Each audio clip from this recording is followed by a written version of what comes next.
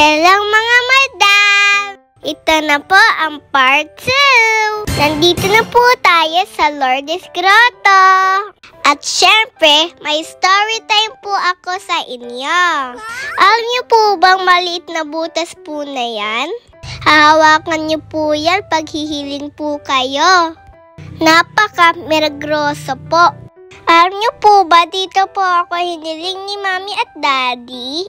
Dito po sila nagdobena ng ilang araw. Dahil meron po silang wish. At natupad po yun. Yes. Ako po yun. Talagang kapag humiling po ng taos puso, talagang matutupad.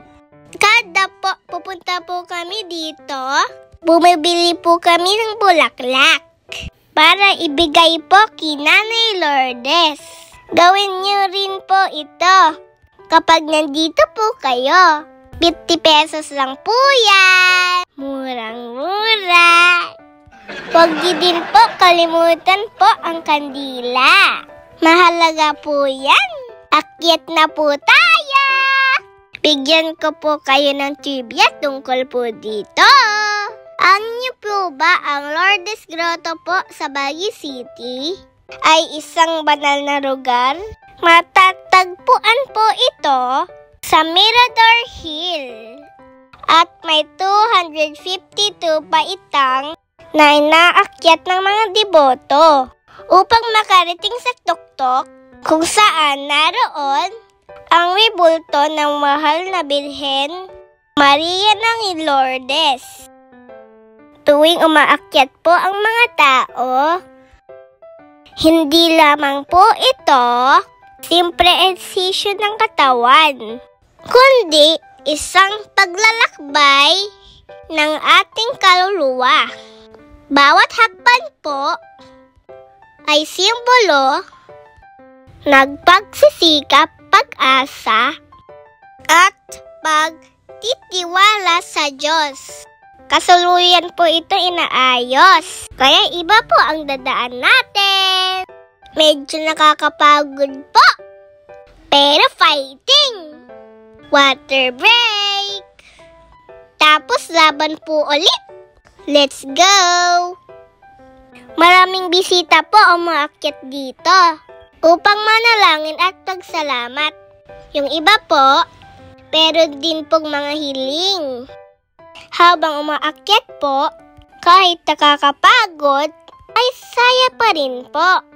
Dahil ito po ay tanda ng pagmamahal at pananampalataya. Natutunan ko po na kapag may tiwala sa Diyos at hindi sumusuko, nakakarating ka rin po sa tuktok.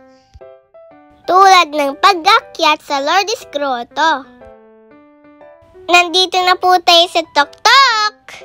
Picture muna. Mag-aalay na po kami ng bulaklak, mananalangin, at mag-wish. Hello po, mahal na Birhen Lourdes. Tuparin niyo po yung wish ko, ha? Gabayan niyo po kami palagi. At sana pa wag ka rin po magkalindol. Pero ka rin po dito maghagis ng barya habang nagwi-wish. Tara po, magtirik na po tayo ng kandila. Pagdasal po natin ang lahat na dapat ipagdasal. Maraming pong salamat po sa biyaya at sa mga darating pa. Proteksyonan niyo po kami. Pati po nanonood po sa akin. Mahal ko po kayo. Sama po kayo sa dasal ko. Punta na po tayo ng simbahan. Nakaka-relax po dito. Very solemn. Uy, English yan. Ha! Baba na po tayo. Bye-bye po, Nanay Lourdes. It's kainan time. Yes! Pero magbalay parking po muna tayo. Dito sa SM Baguio. Eat muna po bago po tayo pumunta ng kondo. The view is giving. Very nature. Go na po tayo sa condo. Check-in na po tayo. I-room tour ko po kayo para sa part 3. Abangan! Bye-bye mga